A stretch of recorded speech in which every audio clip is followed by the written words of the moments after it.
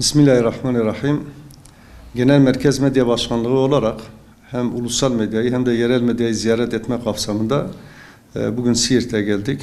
Daha önce 30'a yakın ilimizi de dolaştık. Hem yerel hem ulusal medyayı ziyaret ettik. Amacımız hem aramızdaki diyalogların gelişmesi, hem iletişim kanallarının açık olması, hem de yerel medya veya ulusal medyayla alakalı sorun ve sıkıntıları bizzat yerinde tespit etmek, dinlemek muhataplarından ve bu dinlediğimiz sorun ve sıkıntıları da sektörel anlamda yerel medyanın bilhassa özellikle daha sonra raporlaştırıp kamuoyuyla paylaşmak ve yine sorun ve sıkıntıların çözümü için de ilgili bakanların ve iletişim başkanlığının veya başka kurumlarla alakası olanların da bizzat genel merkezimiz tarafından ziyaret edilir. Bu sorun ve sıkıntıların dile getirilmesi ve çözümüne destek sağlamak, kolaylık sağlamak açısından bunları yapıyoruz. Gezmiş olduğumuz illerde yerel medyanın sorunları hemen hemen aynı. Medya biliyorsunuz halkın tarafsız, bağımsız bir şekilde, doğru bir şekilde haber almasını sağlayan kurumların başında gelmektedir. Dolayısıyla medyanın tarafsız olmasını sağlamak gerekiyor, bağımsız olmasını, ayakta durmasını sağlamak gerekiyor.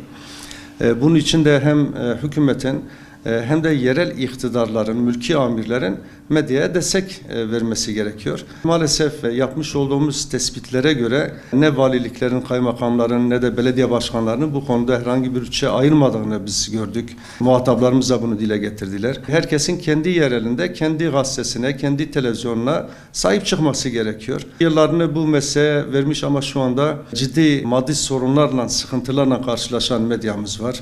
Kanal 56'nın da kapandığını biz üzülerek gördük.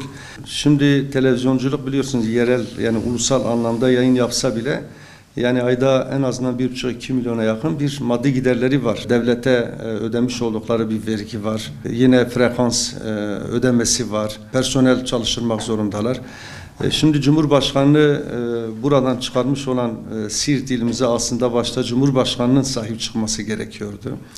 En azından Siirt'in ulusal tek kanalı olan Kanal 56'nın sorun ve sıkıntılarını çözmede yardımcı olunabilirdi. Bu sorun sadece Siirt'te değil, Diyarbakır'da da var, Elazığ'da da var. İllerimizin hemen hemen hepsinde var.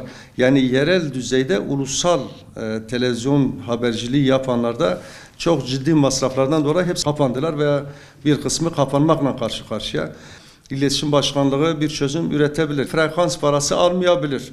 Diğer taraftan reklam gelirlerinden bir havuz oluşturarak bir kısmını yerel medyaya aktarabilir. Yani bunların yapılması lazım. Biz yerel medyayı güçlendirmemiz lazım. Bu önerdiğimiz konularda adım atılırsa ben inanıyorum hem gazeteciler hem televizyon haberciliği yapan arkadaşlarımız kendi işlerini daha gönül rahatlığıyla ve bağımsız bir şekilde yapabilirler.